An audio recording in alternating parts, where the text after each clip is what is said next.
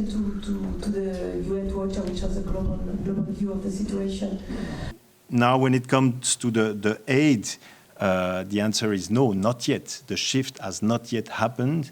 We are still witnessing, only few trucks coming in and large crowds approaching these trucks in a way that is absolutely not conform to humanitarian standards. So figures are talking about the need for 600 trucks per day for 6 weeks to alleviate some of the first needs. I think we are not yet there yet. We are clearly not yet there.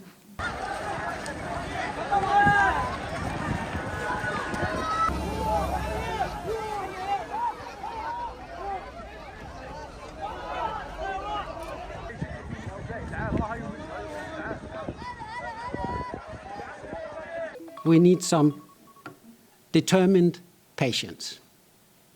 Determined patience. So, determined to do what we set out to do, and as I say, we won't stop until we've done it, but we need that patience, because when, how, where, how much, who's going to count, and so on and so forth, is not in our hands right now, right? It's not in our hands right now. We have 190,000 metric tons in the region ready to go in. An update from the 170,000 we spoke about recently. So it's now 190,000 metric tons that are in the pipeline, just in the region. Jordan, the West Bank, Egypt, even Cyprus. Has gone in, if not in truck numbers. Thank you. Okay, maybe I'll ask Jens to answer this afterwards. Let me just go to Laurent, who has a question for Christian. Now, wouldn't it be wonderful if we could just do that immediately? Now, we can't do that. It is, of course, part of the 20-point plan, which the UN was not part of drafting, but we are happy that it's in there, and we want to see it happen as soon as possible. But it hasn't happened yet. We are, of course, determined to scale up. We need this scale up. We won't stop until we get it, but it's out of our hands when exactly it is going to happen.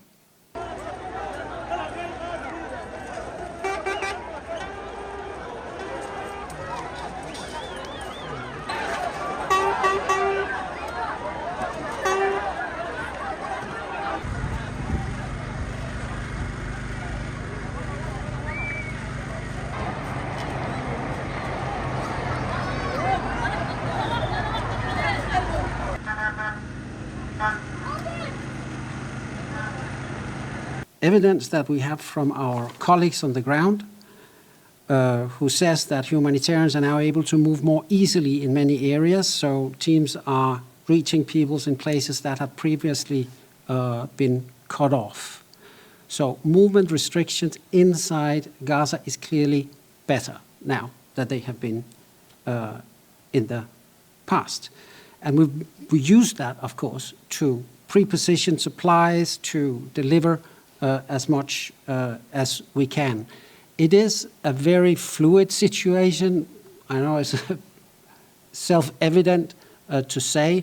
The operations yesterday were much more discreet than previous ones. The second thing is really to expand the medical evacuations from Gaza. 15,600 people, including 3,800 children, need to be medically evacuated. And since October 2023, WHO has supported the medical evacuation of 7,841 patients, including 5,405 children. What we need more countries to accept patients from Gaza, and we need restoration of all the medical evacuation routes to West Bank, where we had a medical referral pathway, to Jordan, but also to East Jerusalem. So open the question to Jens and see if he's listening. You say that actually.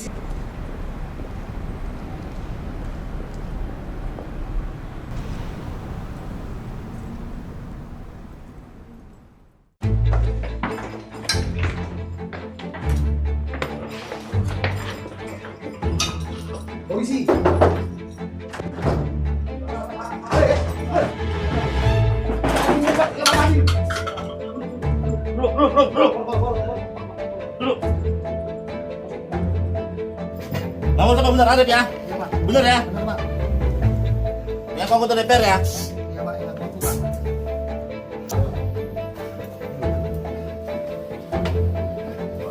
Duduk. 750 juta lu beli apa aja? Oh ya Pak. Berapa ya? Iya Pak, sama ada sebagian. Pak. Pak, gaji yang kau pakai buat masuk ke dalam DPR yang mana? Jangan Pak, ini Pak. Ini. Ini. Iya Pak. Ini Pak. Ini. Benar Pak. Oh, kau siapin ya. Duitnya beli pakai ini. Iya Pak, sebagian saya itu Pak ya Pak.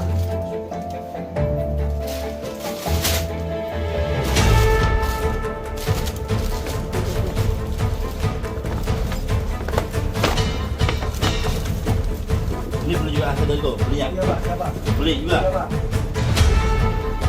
Dari uang itu ya. Iya Pak. Koper beli mana kamu koper? Iya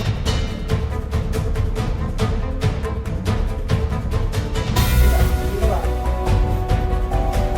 Berapa lama?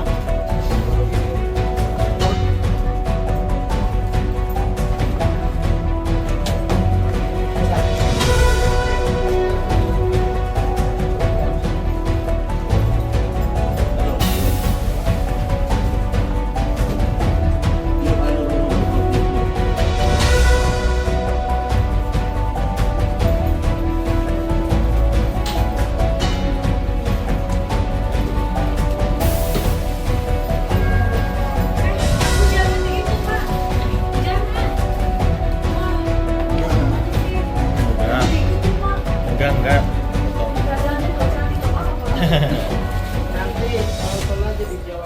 Ini pelaku ini yang kami amankan dari Polsek Metro Tanah Abang yang mengaku salah satu staf tenaga ahli anggota DPR di Komisi 3 yang telah menerima uang sebesar 750 juta dari korbannya, yang mana dia berjanji akan mempekerjakan keluarga korban untuk masuk menjadi anggota kepolisian.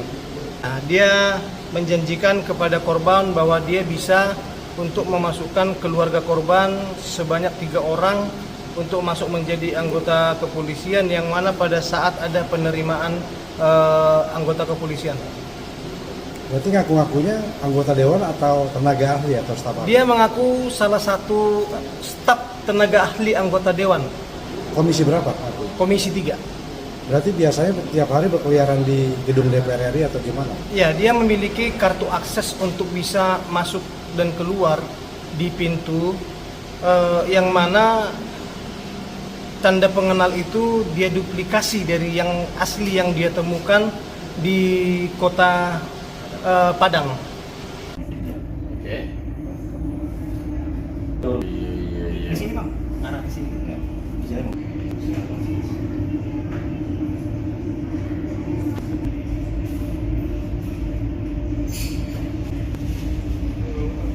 Ya, boleh pinjam. Pak Faisal. Ya, selamat siang, nama saya Fauzul Abrar, saya stafnya Pak Degam. Dengan video ini saya mengklarifikasi bahwa yang tertera di ID card dengan nama Arif Rahmat Hakim itu bukan orang Bapak, bukan stafnya Bapak, dan saya nggak kenal sama beliau. Dengan nomor anggota A93 dan itu bukan nomor anggota Bapak. Tapi kalau model ID card-nya gimana Mas? Kalau model ID card-nya juga nggak pernah dikeluarin dari DPR, nggak pernah yang model itu. Berarti dipastikan palsu ya? Dipastikan ini palsu. A493 itu Untuk nomor anggota A493 itu anggotanya atas nama Pak.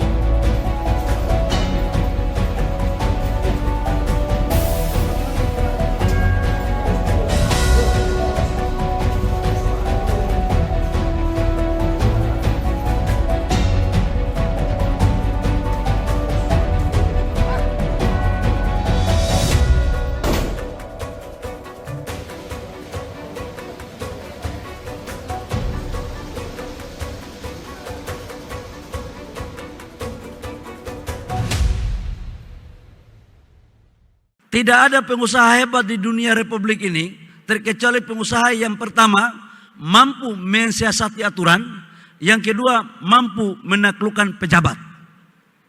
Untuk urusan saya memberikan contoh aja, sekarang harga batu bara, laporan dari Dirjen Minerba itu turun. Asosiasi juga pasti merasakan ini. Sementara OPEX naik, profit tinggal kecil.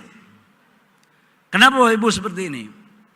Total konsumsi batu bara dunia dalam catatan yang disampaikan kepada saya itu totalnya kurang lebih sekitar 8-9 miliar ton per tahun. Tetapi yang diperdagangkan itu, yang tradingnya itu kurang lebih sekitar 1,3 sampai 1,4 miliar ton per tahun. Indonesia sendiri di dalam RKAB 2025 itu lebih dari 800 sampai 900 juta ton. Sementara yang diekspor kurang lebih sekitar 5 sampai 600 juta. 40 sampai 45% total ekspor batu bara dunia itu dari Indonesia. Artinya apa? Ini supply and demand. Begitu kita terlalu banyak ketersediaan barang, yang terima sedikit, itu pasti harganya anjlok. Maka kemarin dari DPR mengusulkan di dalam rapat kerja dengan SDM bahwa kita akan melakukan evaluasi terhadap sistem RKAB dari 3 tahun menjadi 1 tahun dengan memperhatikan volume agar nilai batu bara dunia dapat kita juga ikut mengendalikan dari Indonesia. Ini Bapak Ibu semua yang perlu saya sampaikan. Yang kedua, kita berbicara tentang hilirisasi. Tidak ada dunia sekarang ini, negara di dunia yang mempunyai sumber daya alam banyak, yang kemudian mereka menjadi negara maju tanpa ada hilirisasi dan industrialisasi. Tetapi model seperti ini pasti banyak yang menentang. Saya mengambil satu contoh kecil. Ketika kita pertama menyetop ekspor ore nikel. Nikel ini menjadi salah satu komoditas strategis yang mempunyai nilai bargaining tinggi. Ekspor kita di 2017-2018 dari komoditas nikel itu sekitar 3,3 miliar US dollar. Kita menyetop ore nikel, kita menyetop ekspornya, kita bangun industrinya. 2023, 2024 total ekspor kita dari sektor nikel itu sudah mencapai 35 sampai 40 miliar US dollar. Naiknya 10 kali lipat lebih. Dan ini adalah betul-betul sebagai bentuk kehadiran pemerintah dalam membangun roadmap pengelolaan sumber daya alam kita yang berbasis nilai tambah dan menciptakan lapangan pekerjaan dan pertumbuhan ekonomi daerah. Ini yang terus kita lakukan Bapak Ibu semua. Ini baru dari sektor nikel, ekosistem baterai mobil kita bangun. Kemudian dari sektor tembaga. Dulu kita tidak bisa mengecek waktu menterinya Pak Jero Wacik. Dulu konsentrat Freeport itu kita ekspor mentahnya aja. Kita nggak bisa tahu berapa emas dan tembaga yang ada di situ. Nah sekarang dengan konsep hilirisasi kita mampu melahirkan smelter yang sekarang sudah dibangun di Freeport, bangun di Gresik. Total investasinya 3 miliar US dollar. Dan itu adalah pabrik smelter single line pertama terbesar di dunia. Dan itu adalah upaya yang dilakukan oleh pemerintah. Sekarang dari 3 juta konsentrat Freeport itu melahirkan kurang lebih sekitar 50 sampai 60 ton emas. Di Aman, tadi saya lihat ada direktur Aman tadi. Aman itu 900.000 konsentrat, hampir 1 juta konsentrat, itu mampu menghasilkan emas 18 sampai 20 ton. Dulunya ini nggak ada.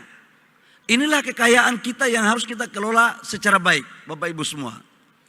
Sekarang kita lagi dorong untuk boksit. Kita juga harus membangun hilirisasi. Dan hilirisasi inilah kata kunci untuk menciptakan lapangan pekerjaan. Boksit kita, itu kalau di slide, yang hijau, yang biru-biru itu industrinya sudah ada dalam negeri. Yang putih-putihnya itu belum ada. Ini terus kita akan dorong. Dan percayalah Bapak Ibu semua, ketika Indonesia mulai menuju kepada jalur yang sudah direncanakan dengan baik, pasti ada yang tidak nyaman. Pasti ada yang tidak nyaman.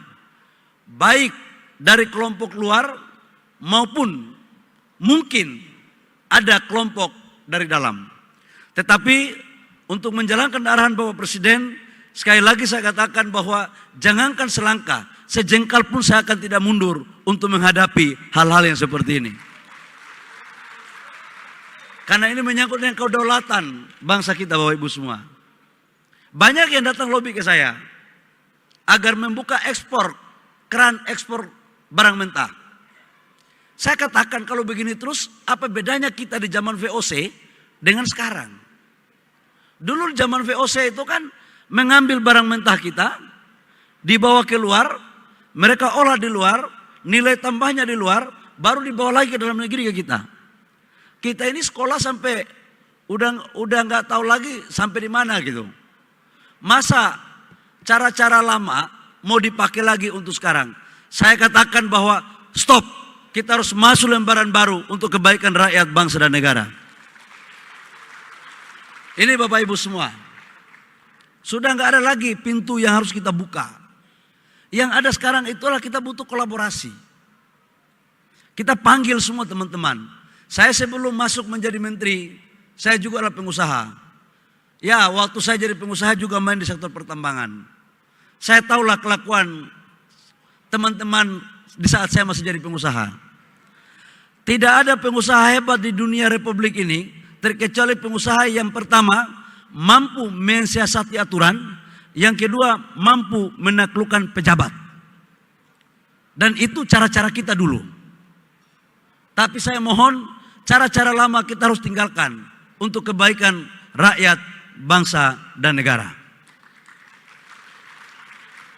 Dalam konteks penataan ini, untuk menyangkut dengan hilirisasi, kemarin kami sudah memutuskan ada sekitar 18-20 proyek yang kami serahkan kepada Danantara, yang total investasinya kurang lebih sekitar 38 miliar US dollar, dengan rupiahnya itu kurang lebih sekitar 618 triliun rupiah. Itu sudah kita kasih, dan ini mampu menciptakan lapangan pekerjaan yang cukup besar, hampir 300.000, dan itu di sektor langsung. Di sektor tidak langsungnya, dalam teori ekonomi dari Prof. Erani, sekjen saya sekarang, itu sudah mengatakan 3 kali sampai 4 kali lipat, berarti ada 1 juta lebih.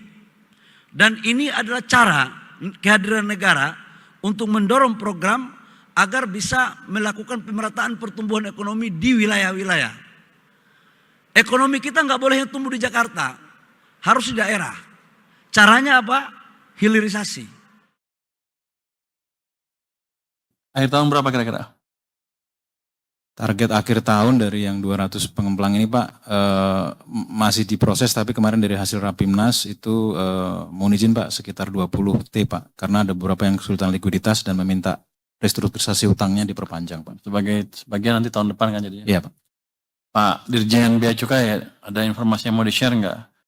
Anda tenang-tenang aja, kayaknya di atas target ya? Pak Dirjen.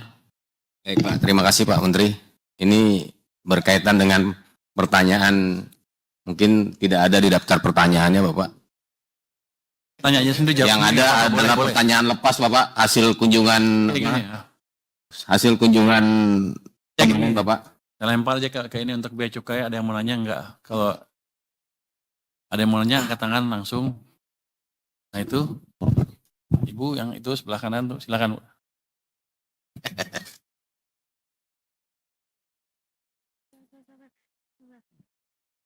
Oh ini aja nih. Selamat sore Bapak-Bapak. Enggak. Pak Jaka izin nanya Pak. Sampai sekarang berapa APHT yang sudah beroperasi? Sejauh ini yang saya tahu baru Kudus, Sopeng, Mataram. Nah, itu udah bertambah atau belum ya? Terus ada berapa usulan pembentukan APHT yang sekarang lagi diproses, Pak? Baik, terima kasih Mbak untuk pertanyaannya. Berapa APHT yang saat ini sudah beroperasi? Tadi sudah disebutkan oleh Mbak bahwa Kudus, Sopeng, Mataram. Sedangkan untuk yang ada satu di Sumeneb yang saat ini sudah siap operasi. Untuk di Kudus ada sekitar 16 perusahaan, kemudian Sumeneb ada 11 perusahaan, Sopeng 5 perusahaan, dan Mataram 3 perusahaan. Demikian Mbak, untuk yang sudah siap APHT-nya Pak. Itu masih ada lagi untuk bea cukai khusus? Yang laki silakan. Bea cukai dia bilang gak ada yang nanya.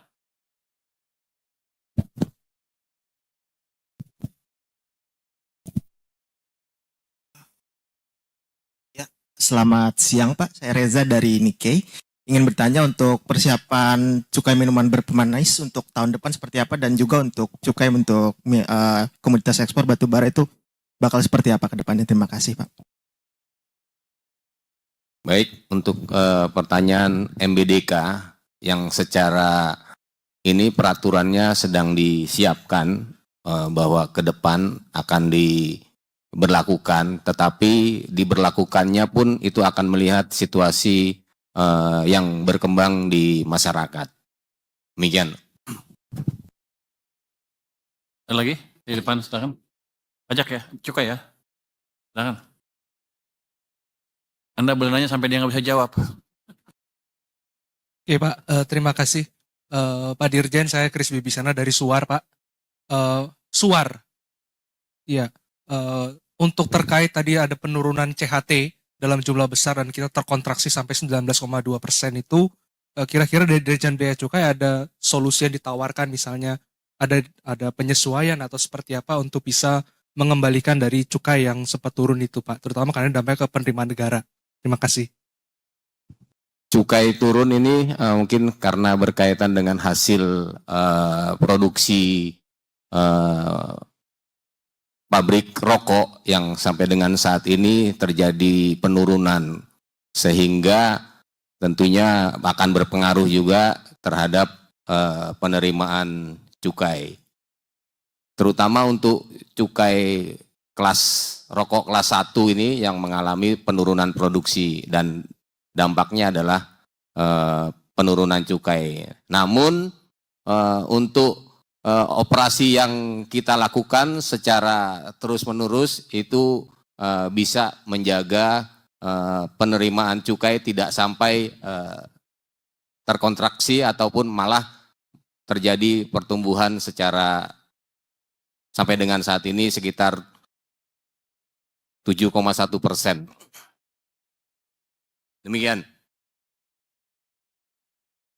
Oke, kalau nggak lagi, ini mungkin terakhir dari ini kayaknya sudah cukup ya. Saya anggap udah jawab semua pertanyaan sesuai yang dimasuk ke WA kita ya.